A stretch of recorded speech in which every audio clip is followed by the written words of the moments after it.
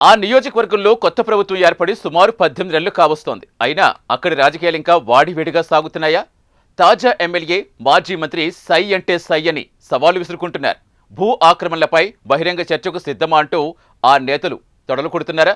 ఒకరిపై ఒకరు సవాళ్లు ప్రతి సవాళ్లతో ఆ నియోజకవర్గంలో రాజకీయం రణరంగంలా మారుతోందా?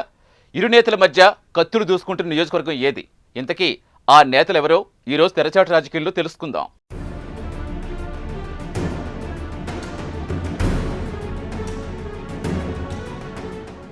మహబూబ్నగర్ జిల్లా జడ్చర్ల నియోజకవర్గ ఎమ్మెల్యేగా అనిరుద్ రెడ్డి దూకుడు పెంచారు. జడ్చర్ల అభివృద్ధి ధ్యేయంగా పలు సంచలనాత్మక నిర్ణయాలు తీసుకుంటున్నారు. ఎమ్మెల్యే ఏ నిర్ణయం తీసుకున్నా కొంత వివాదాస్పదంగానే మారుతోంది. గతంలో కాంగ్రెస్ పార్టీలో చురుకైన నాయకుడిగా ఆ నియోజకవర్గ ప్రజల మన్ననలు అందుకున్నారు అనిరుద్ రెడ్డి. రాష్ట్ర మంత్రి కోమటిరెడ్డి వెంకటరెడ్డికి అత్యంత సన్నిహితుడిగా పేరు ఉంది. గత ఎన్నికల్లో కూడా జడ్చర్లలో కాంగ్రెస్ పార్టీలో పోటీ ఉన్నా కూడా ఒకానొక సమయంలో అనిరుద్ రెడ్డికి కాంగ్రెస్ టికెట్ లభించదని ప్రచారం సాగింది.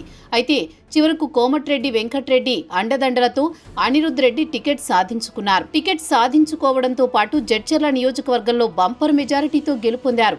యువ ఎమ్మెల్యేగా ప్రజలతో మమేకమై ముందుకు సాగుతోన్న అనిరుద్ రెడ్డి జడ్చర్ల నియోజకవర్గంలో గతంలో జరిగిన పలు అక్రమాలను, అవినీతి అంశాలను ప్రెస్ మీట్ల ద్వారా ప్రజల ముందు ఉంచుతున్నారు. గత బీఆర్ఎస్ ప్రభుత్వంలో ఎన్నో ఎకరాల భూములు కబ్జాకు గురయ్యాయని, వాటిపై జిల్లా కలెక్టర్లకు, మంత్రులకు లేఖలు రాస్తున్నారు. అలాగే వాటిపై నిగ్గు తేల్చాలని ఒకానొక సమయంలో మాజీ మంత్రి డాక్టర్ లక్ష్మారెడ్డి సైతం అక్రమాలపై బహిరంగ చర్చకు సిద్ధమని సవాల్ విసురుకున్నారు. అసెంబ్లీ ఎన్నికల సందర్భంలోనే కాకుండా పలు సందర్భాల్లోనూ జడ్చర్ల ఎమ్మెల్యే అనిరుద్ రెడ్డి, మాజీ ఎమ్మెల్యే లక్ష్మారెడ్డి ఆయన అనుచరులపై తీవ్రస్థాయిలో విమర్శలు చేశారు. ఆ విమర్శలతో పాటు ఆయన హయాంలోనే బాలానగర్ నుండి గంగాపూర్ వరకు బీటీ రోడ్డు మంజూరు జరిగిందని, లక్ష్మారెడ్డి తన సిఎన్ఆర్ సంస్థకు పలు కంపెనీల నుండి నగదు బదిలీ అయ్యిందని ఆరోపించారు. ప్రస్తుతం ఉన్న ప్రభుత్వ ఆసుపత్రి సమీపంలో మాజీ ఎమ్మెల్యే లక్ష్మారెడ్డి అత్త మేనలుడు భూ ఆక్రమణలకు పాల్పడ్డారంటూ ఆరోపణలు చేశారు.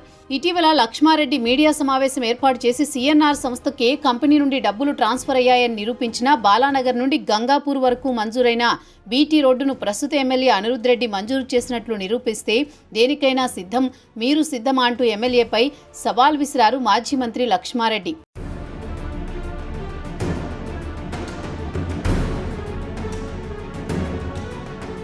గతంలో ఎన్ని ఆరోపణలు చేసినా, విమర్శలు చేసినా పట్టనట్లుగా ఉండే జడ్చర్ల మాజీ ఎమ్మెల్యే లక్ష్మారెడ్డి ఒక్కసారిగా భగ్గుమన్నారు.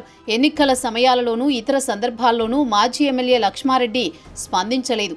అంతేకాకుండా బీఆర్ఎస్ ముఖ్య నాయకులు మీడియా సమావేశాలు ఏర్పాటు చేస్తూ ఎమ్మెల్యే ఆరోపణలను ఖండిస్తూ వచ్చారు. మాజీ ఎమ్మెల్యే లక్ష్మారెడ్డి ఒక్కసారిగా మీడియా సమావేశం ఏర్పాటు చేసి ఎమ్మెల్యేకు సవాల్ విసిరారు. ప్రస్తుతం ఉన్న ఆసుపత్రి వద్ద ఎటువంటి భూ ఆక్రమణలు జరగలేదని చెప్పుకొచ్చారు. ఇదే అంశంపై లక్ష్మారెడ్డి మేనల్లుడు సైతం మీడియా సమావేశం ఏర్పాటు చేసి తాను భూ ఆక్రమణలకు పాల్పడలేదు అని వివరణ ఇచ్చారు. చాలా నెలల వరకు ఓపిక పట్టిన మాజీ మంత్రి లక్ష్మారెడ్డి తన వల్ల కాదంటూ ఎమ్మెల్యేపై విమర్శలు సంధించారు.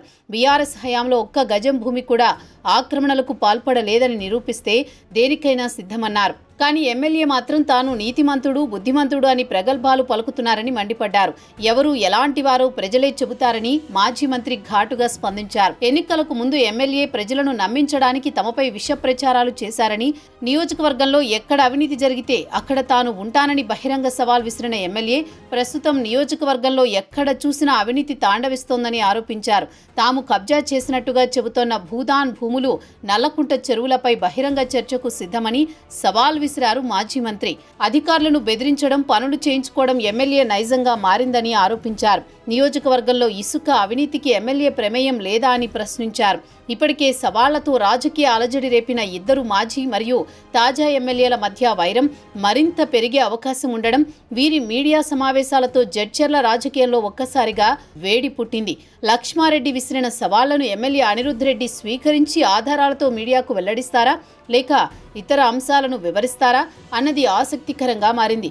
అసెంబ్లీ, పార్లమెంట్ ఎన్నికలు ముగిసి స్థానిక సంస్థల ఎన్నికలు సమీపిస్తున్న నేపథ్యంలో ఎమ్మెల్యే, మాజీ మంత్రి మధ్య సాగుతోన్న ఆరోపణలు, ప్రత్యారోపణలు రాజకీయ వర్గాల్లో ఆసక్తి రేపుతున్నాయి.